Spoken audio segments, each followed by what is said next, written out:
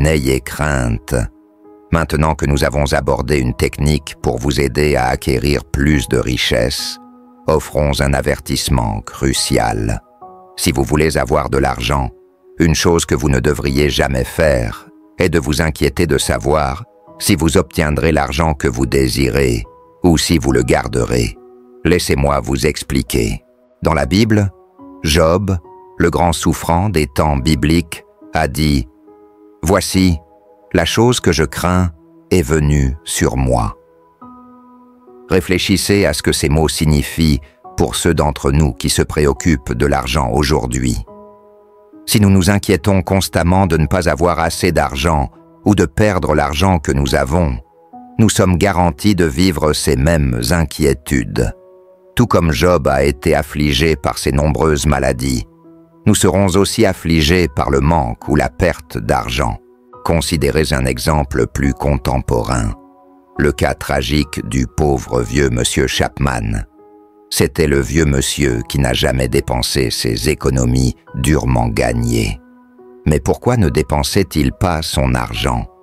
Très probablement parce qu'il avait peur que s'il le faisait, il deviendrait pauvre et serait forcé de vivre comme un pauvre. L'ironie est que, à cause de sa peur, il vivait comme un pauvre de toute façon.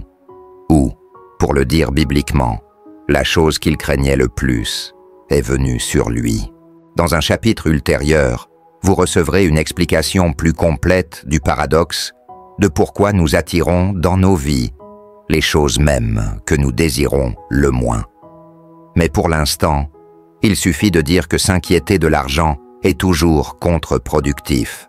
Ce principe est vrai, même si vous justifiez votre inquiétude en disant que vous économisez juste un peu pour les jours de pluie. Un autre point important à considérer. Si vous voulez augmenter de manière significative le montant d'argent que vous gagnez actuellement, vous devez d'abord apprendre à accorder moins d'attention à ce que disent les autres autour de vous et plus d'attention à ce que la voix tranquille en vous dit.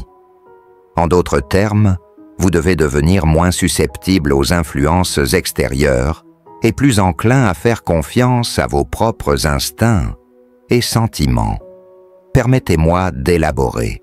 La plupart des gens qui ne réussissent pas à accumuler assez d'argent pour vivre selon leurs choix sont les mêmes personnes qui sont facilement influencées par les opinions des autres.